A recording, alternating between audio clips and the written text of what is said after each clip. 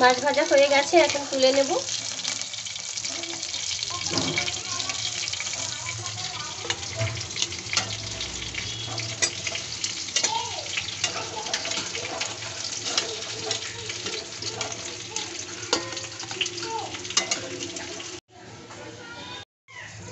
মাছ ভাজা তেলের মধ্যে দিয়ে দিচ্ছি রসুন,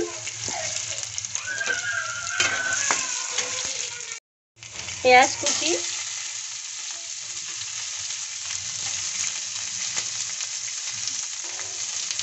কাঁচা লঙ্কা,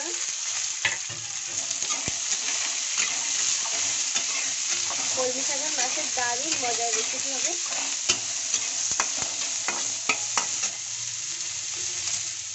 দিয়ে দেবো শাক,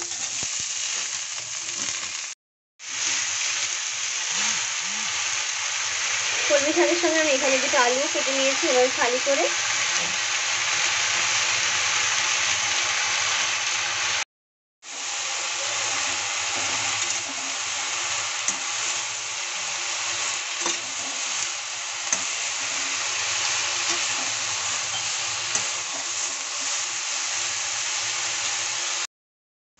দিয়ে দিচ্ছি জল, স্বাদ অনুযায়ী লবণ, হলুদ, জলটা ফুটে ওঠা পর্যন্ত অপেক্ষা করব। জলটা ফুটে গেছে দেখা যাচ্ছে বন্ধুরা, এবার আমি মাছগুলো দিয়ে দেবো।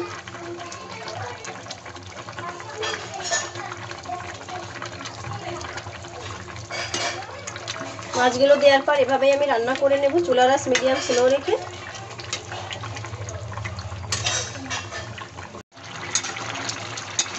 মাঝে মধ্যে একটু নেড়ে দেব।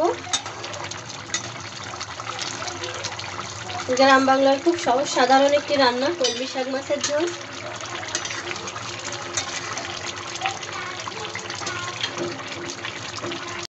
কলমি শাক আর মাছের দারুণ মজার এই রেসিপিটি তৈরি হয়ে গেছে। কলমি শাক মাছের এই রেসিপিটি সার্ভ করার জন্য একেবারেই রেডি। এই রেসিপিটি গরম ভাতের সঙ্গে খুবই মজা হয় খেতে। এই গরমে তোমরাও খুব সহজে মাছ আর কলমি শাক দিয়ে মজার রেসিপিটি তৈরি করে নিতে পারো বন্ধুরা, আর খুব সহজে তৈরি হয়ে যায় ঘরে থাকা উপকরণ দিয়ে। মজার মজার রেসিপি পেতে আমার চ্যানেলটি সাবস্ক্রাইব করে আমাদের পাশে থেকো। সবাই খুব ভালো থেকো। Thank you so much for watch my video.